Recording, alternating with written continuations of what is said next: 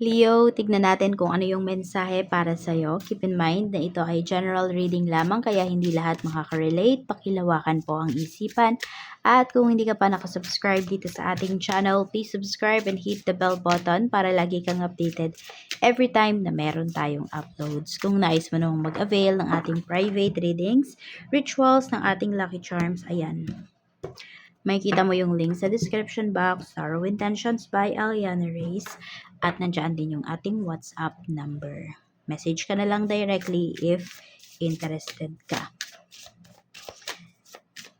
This is for you, Leo, Sun, Moon, Rising, and Venus. Tingnan natin. Meron tayo ditong juices. Juices. Conflict resolution, and we have stubborn. Tignan natin kung saan-saan tong aspect ng life mo.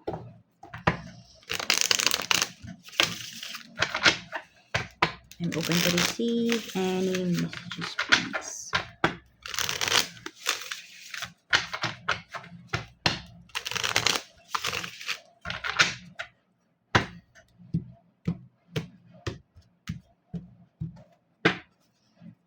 Shuffle pa natin. Then cut.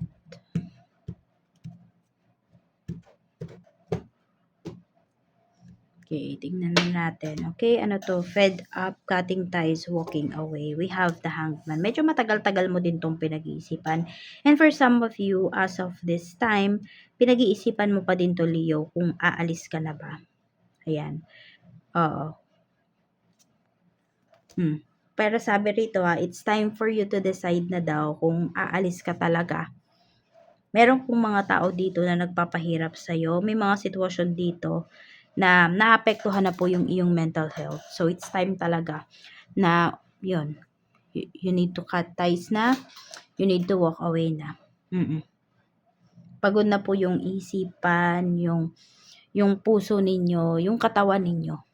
So, para kasi ang nangyayari dito, yes, malakas pa po yung iba sa inyo, pero parang kayo lang kasi yung nagsasacrifice for this connection, for this situation. Tignan natin, conflict resolution, compromising, making amends, positive outcome. Ayun. So, lagi nyo naman tong ginagawa. Lagi nyo kinakausap yung mga taong involved dito sa life ninyo. Diba? O sabihin natin, family members mo ba to? Asawa mo ba to? Ayan. Pero, at the end, ayan, ikaw pa rin yung nagsasacrifice dito. Ikaw lang lagi yung kumikilos. Some of you, pwedeng ito po ay kasama nyo sa bahay. Sige, yung iba sa inyo kasi wala pa naman kayong asawa, di ba? So, yan. Sabi na lang natin, ito ay kasama mo sa bahay. Leo. Sa umpisa, ayan. Kudari, napuno ka na, may mga nasabi ka.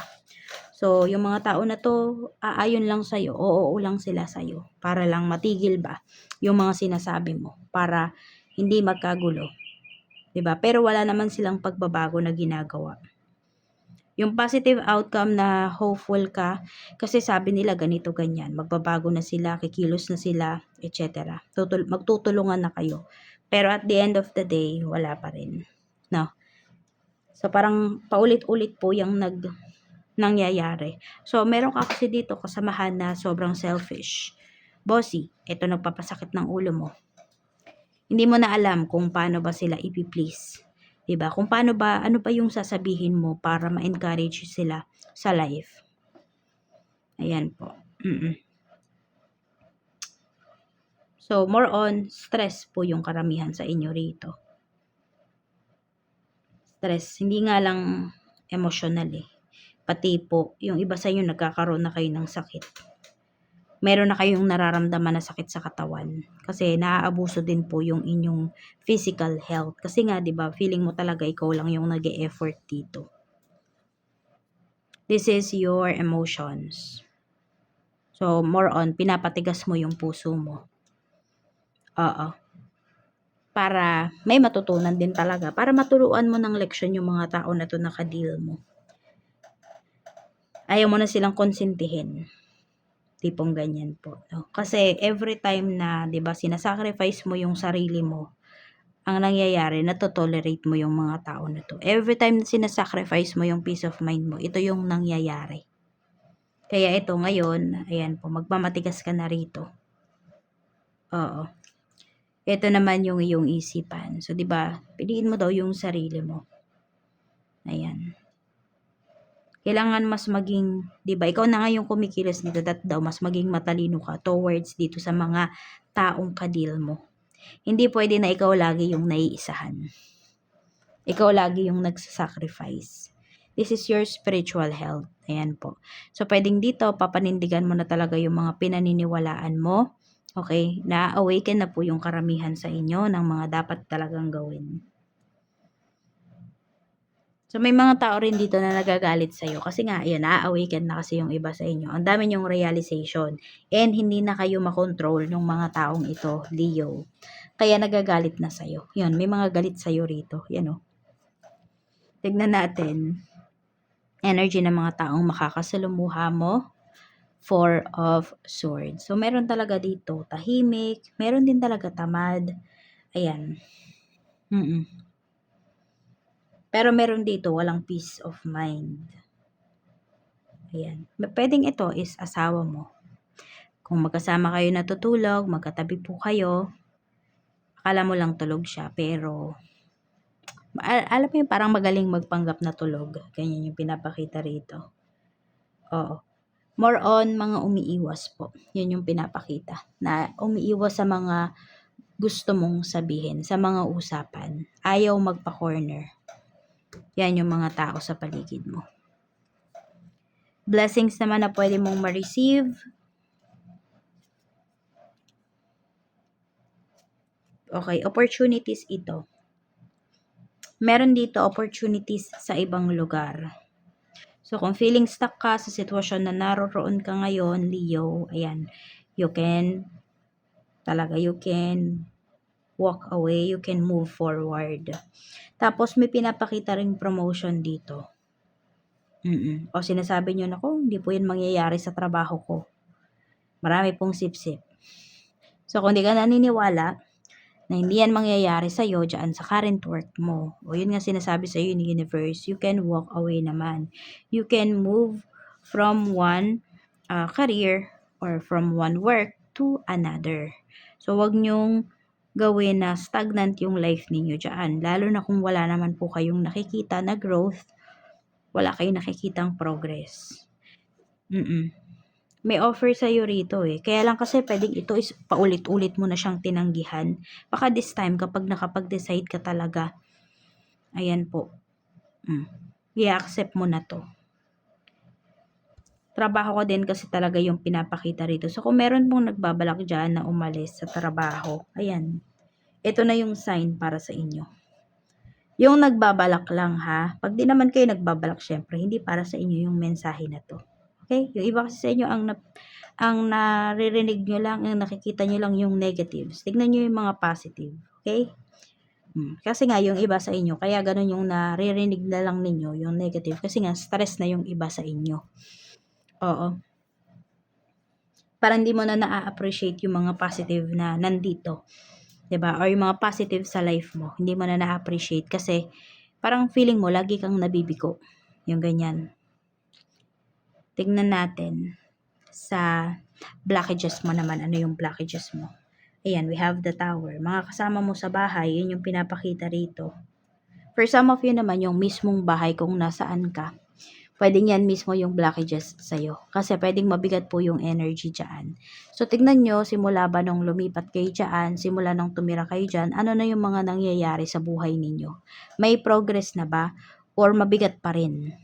Tapos yung iba naman sa inyo, ayan, so sabihin natin, mag-isa ka lang sa bahay before, dumating yung mga kasamahan mo ngayon sa bahay, ano yung naramdaman mo? Ano yung nangyari sa life mo? So, ayun, either kasi bahay, okay, yung place na tinitirhan mo, or yung mga kasama mo sa bahay, yung nambablock sa'yo rito. Family yung pinapakita. Yan, so meron talaga dito mga family members mo. Ayun o, hanggat kasama mo daw sila, hanggat magkakasama kayo dito, Leo, walang pagbabago. Meron lang, ano ba, alam mo, di ba, ayan, nakikita mo na yung pagbabago, tapos biglang babagsak. Ganon yung nangyayari. meron ka talaga ditong mga kasama. Ayan nga kasi merong mga, ayan po, may mga bossy, may mga selfish, at may mga inflexible dito. Yung kaya namang magtrabaho pero ayaw magtrabaho. Kaya namang kumilos pero ayaw kumilos dahil umaasa sa'yo. May mga ganyan kang kasama sa bahay. Tignan natin pagdating sa work. 2 of Wands. So, may nagpaplano ba talagang umalis dito? Ayan. So, iba naman sa inyo, nasa ibang bansa na. Pero pwedeng, ayun, naghahanap pa rin kayo ng ibang trabaho dyan, yung mas magandang opportunity. We have the Hermit. Parang ayaw mo na lumipas yung another taon na nandiyan ka sa current work mo. So, iba po sa inyo, hindi na kayo masaya. Tsaka wala kayong nakakausap dyan. So, alam mo yung stress ka na sa trabaho, stress ka pa dun sa mga tao na hindi mo nakakausap. Para bang, alam mo, parang invisible ka dyan sa work. Yun yung nararamdaman kasi nung iba sa inyo. Kahit in-approach mo na yung mga tao sa paligid mo, parang wala pa rin. So, parang hindi mo kaya din yung ganyan. O, hindi naman sa walang hindi yung wala lang pakialamanan eh.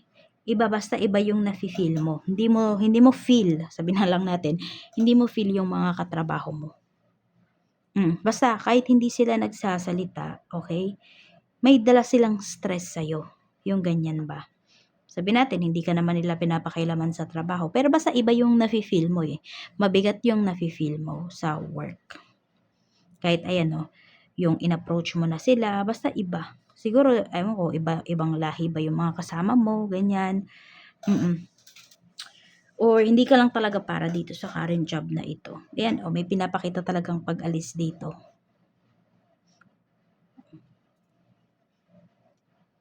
Yan, di naman lahat sa inyo. No? Pero meron po dito talaga. Yung kasi yung malakas na energy na pinapakita. Kaya ayun po yung sinasabi ko sa inyo. Pero kung hindi naman ito para sa inyo, just let go. Yan. May pag-uusap din dito. So, pwedeng meron kang makakausap dito na co-worker mo na ayun, parang ito na talaga. Yung masasabi mo na, okay, kailangan ko nang umalis. Magde-decide na talaga ako. So, parang alam mo yung kailangan ka lang sampalin. Yung ganyan. So, tignan naman natin sa, okay, sige, dahil nga yung pinapakita dito na energy is magre-resign na, aalis na sa work, maghahanap na ng ibang opportunity, lilipat na ng ibang company, ng ibang city. Let's see. Or ibang country. Kamusta naman kapag lumipat ka na? Ayan po. Mas fulfilled. Mas mafe-feel mo talaga na appreciated ka. Mas mafe-feel mo na you are seen. So, hindi po kayo magsisisi dito sa pipiliin po ninyo na bagong trabaho. Yan. Basta kailangan lang, desidido po kayo dito. Pero kung kayo ay nagdadalawang isip, alisin nyo muna to. Alisin nyo muna yung pagdadalawang isip ninyo or alisin nyo muna yung sinasabi ninyo na ganito, ganyan. Kung ano man yung mga dahilan ninyo. Kasi nagdadalawang isip pa kayo. Ibig sabihin, pinipigilan pa po kayo ng inyong intuition. Pero kung 100% sure na kayo, ito na, person nyo na kasi hindi po kayo magsisisi dito sa pipiliin ninyo.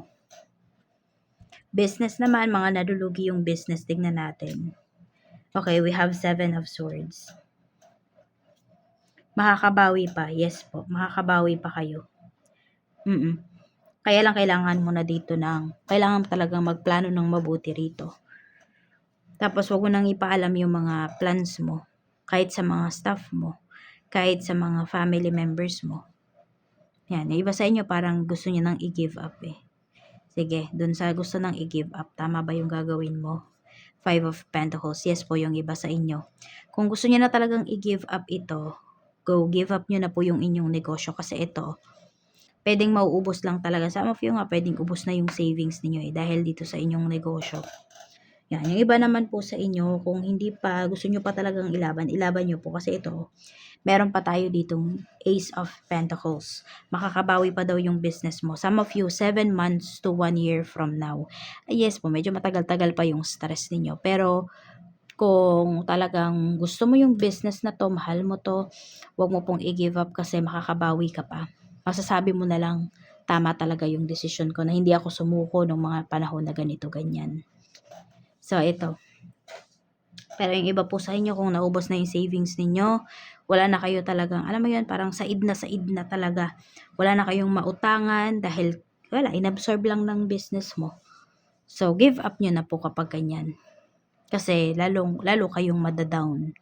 Oo. Parang sinasabi rin dito, know your limits din. Tignan natin. Pagdating naman po sa mga may current business. We have 9 of Swords. So, may puyat na pinapakita rito. Yan, ako. Yan, madaming nag-e-expect talaga dito sa inyong negosyo. Oo, napakaganda rin naman po ng energy na pinapakita. Kasi ito, magiging happy pa talaga kayo. So, kung may puyat man po kayo na nararanasan ngayon sa inyong negosyo, worth it talaga siya.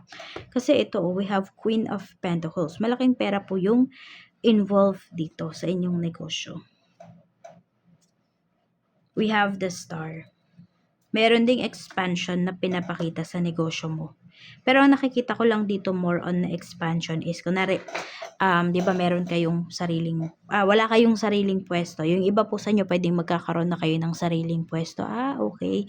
Ang pinapakita pala dito, parang hindi kayo makapaniwala na ito na yung naabot ng negosyo po ninyo. Yan. So, very thankful ka rito. Kamusta ang clients? Mga bigatin din pala talaga yung mga clients mo. Basta, napakalaki ng madaming nagtitiwala sa'yo.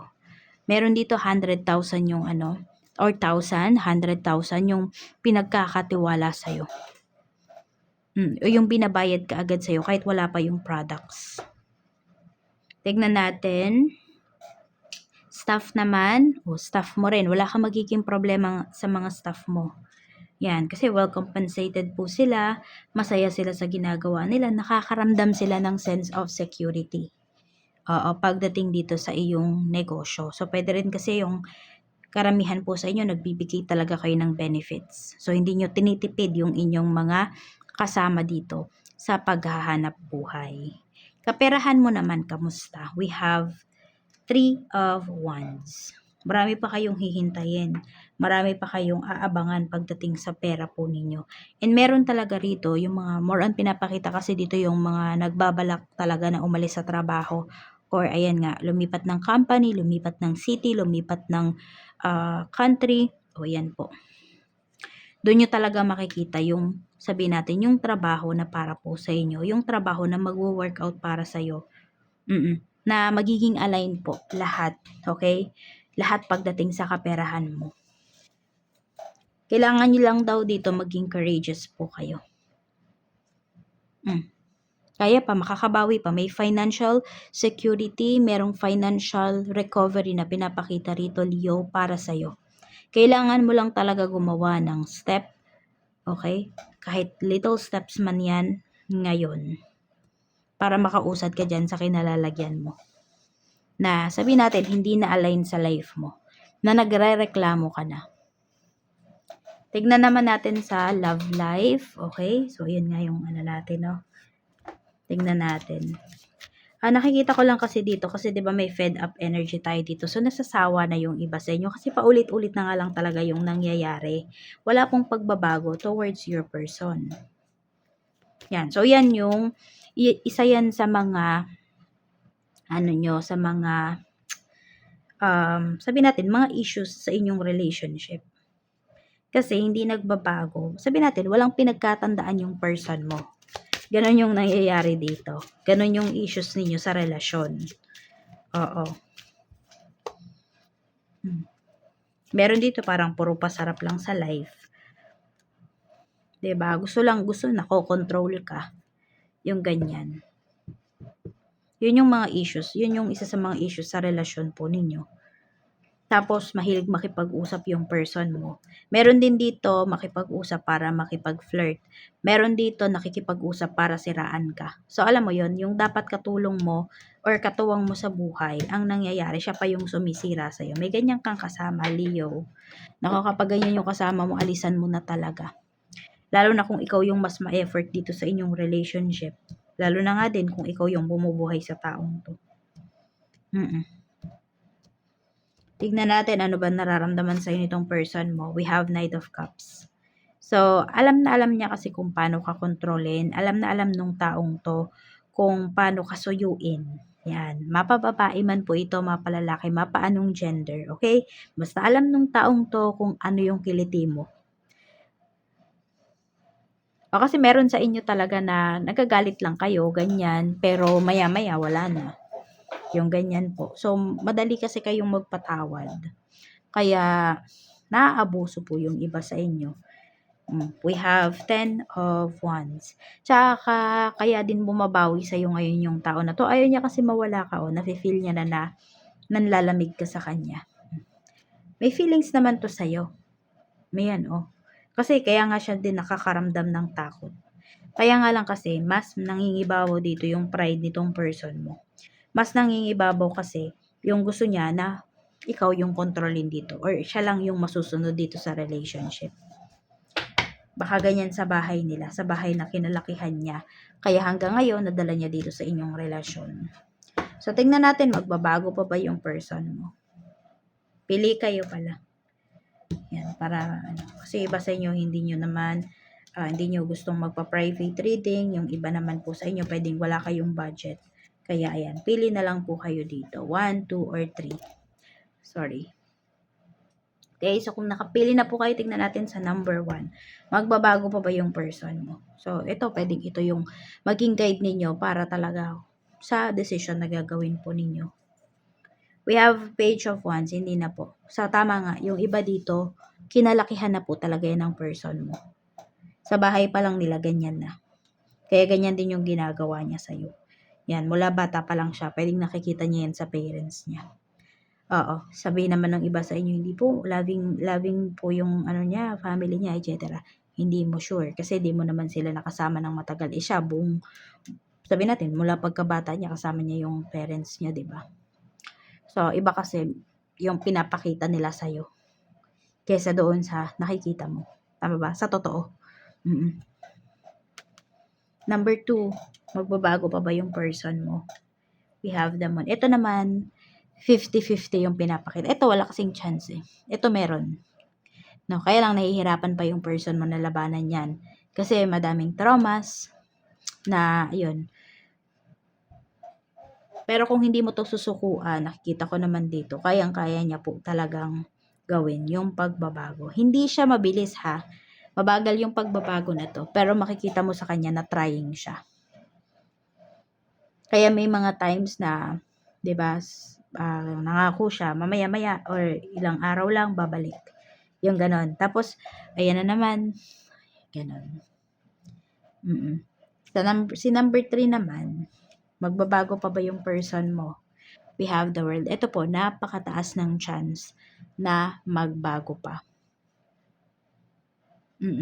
Kaya kung sabihin natin yung 'di ba meron tayong walking away dito. So kung nandiyan sa lugar na 'yan yung mga sabihin natin namba-block sa life ninyo, sa relationship ninyo, sa buhay po ninyo, kailangan nyo lang alisan. Kailangan nyo lang pong umalis ng person mo, ng family mo. Para mangyari ito. Dito, sinabi ko ba dito yung yung kailangan niyang ikat? Meron siya mga kailangan ikat, no? Dito yun, no? So, nakalimutan ko na kung saan part yun. Dito yun sa bandang dito. But nakalimutan ko na yung mismong, yung actual na sinabi ko. So, yun lang. Ito talaga kailangan gawin. Tignan natin. Message po natin for Leo. Message po for Leo. We have no contact, block, separation, disagreement, silent treatment. So, ito. Yan, yung iba sa inyo, nakakaranas ba kayo nito? Wala kayong communication ng person mo. Meron dito pwedeng magkasama kayo sa bahay pero hindi kayo nag-uusap. Parang ito din yung nagpupush sa'yo eh. Na umalis na talaga. And yung iba naman po sa inyo, ito yung ginagawa ninyo. Meron dito, ito pa yung ginagawa ninyo para ma-realize yung mga tao na kasama mo na mali yung ginagawa niya or mali yung ginagawa nila.